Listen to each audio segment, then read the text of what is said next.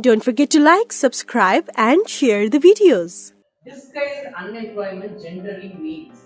Okay. First of all, you have to know that what is this disguised unemployment. Okay. This is the typical phenomenon of Indian agriculture. Okay. So what it will happen is there will be the land. For that land, the labor need is only 3 or 4. Okay, consider that. But in that land, there will be 10 to 20 members will work on that land. Then, when you are seeing that land, the laborers are working in that land, but in reality, they are not working. So, this is called as disguised unemployment or as hidden unemployment. That will lead to the unemployment that is hidden and can't be found by the economist. Okay, so this is the major concern of this disguised unemployment. This scenario is faced in the Indian agriculture. So, which means consider that this is a land. For this land to be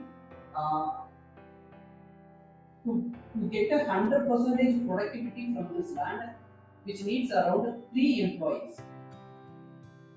But what it will lead is there will be 6 to 7 employees will work in this land. Then 4 employees are hiddenly unemployed. 4 employees are hiddenly unemployed. This is called as disguised unemployment. This is the peculiar phenomena faced in the Indian agriculture. Or else, I will give another example. Consider a factory. Okay, so input and output. To run this factory, they need around 4 bakers. And consider as around 100 kgs of maida and other ingredients. What you are doing is to increase the productivity, you just increasing the bakers. Consider that it is 4 only is efficient, but in the motto of increasing the output, you are just increasing the bakers only to 10 members. Now there are 10 members, but the maida quantity or the ingredients quantity is only 100 kg. This is called as disguised unemployment. This 6 members are hiddenly unemployed. This what it will lead us, it will slowly decreases the production activities also. Consider that the output is around 100 packets of bread. When it is 4 bakers, it is producing this 100 packets of bread means you are employing 10 members, it won't increases the production. The concern is you are only increasing the bakers, not the quantity of the maida or any other ingredients in that baking. So that is called as disguised unemployment. Please note that. Okay. So this is another example for the disguised unemployment.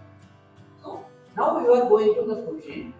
Disguised unemployment generally means first, the large number of people remains unemployed. Yes, that is also right.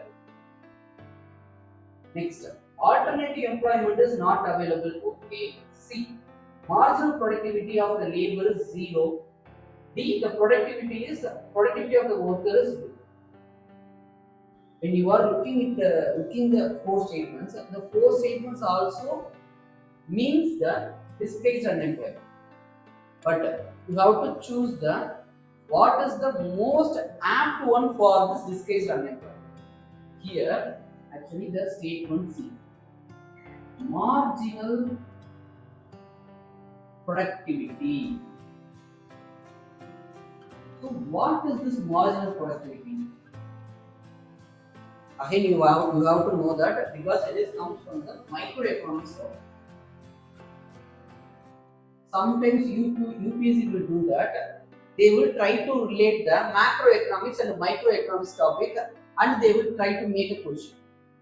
So most of the question, 90% of the question is only from this macroeconomics, but there is a possibility for 10% of the question from the microeconomics also. Then what is this marginal productivity? Again, go with that example, the bakers and the bread and the bakery. In that, you are only increasing the bakers.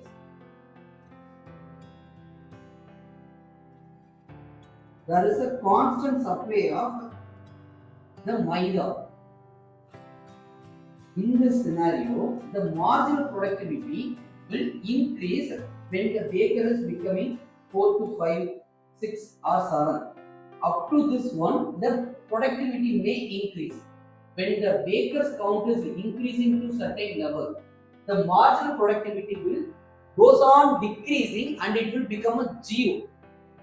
Which means when there is a disguised unemployment, the marginal productivity or else increasing the labors on that field or else increasing the one single input on that activities won't produce the maximum output from that activity. Okay, so this is called as marginal productivity. So there is a relationship between the output and the input, and what is the correlation that is measured in this marginal productivity.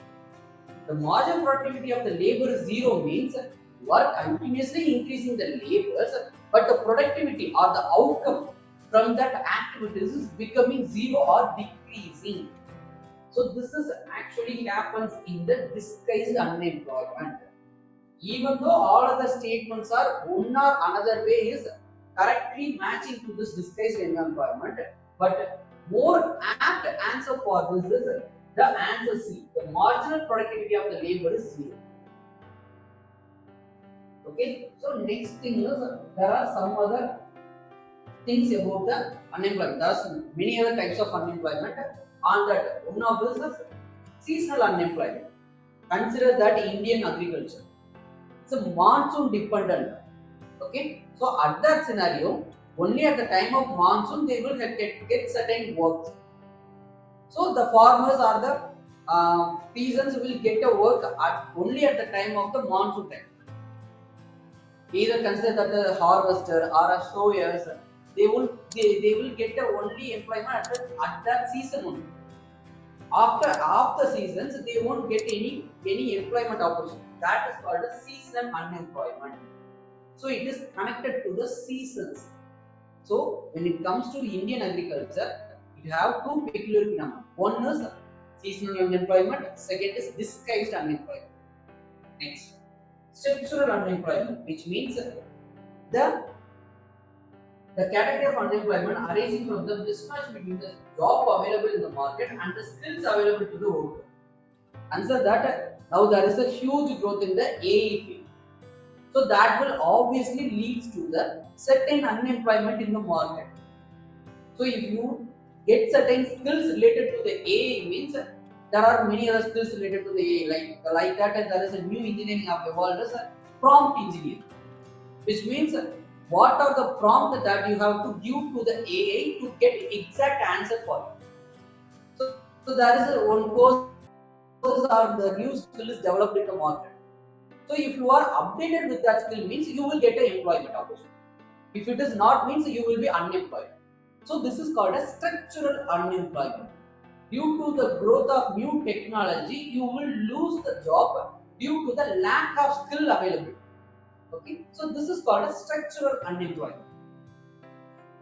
Next, frictional unemployment. This is also happens in India. You are switching from one job to another, and the meantime of you are getting a new job, that is called as frictional unemployment. Then it's a vulnerable unemployment. Our India is in the gig economy. So consider that there is a Zomato delivery boy, okay, Zomato, Swiggy.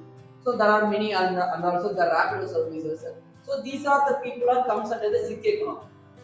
What they are also called as vulnerably unemployed or as vulnerably employed, which means they don't have any formal productions of insurance activities or pension.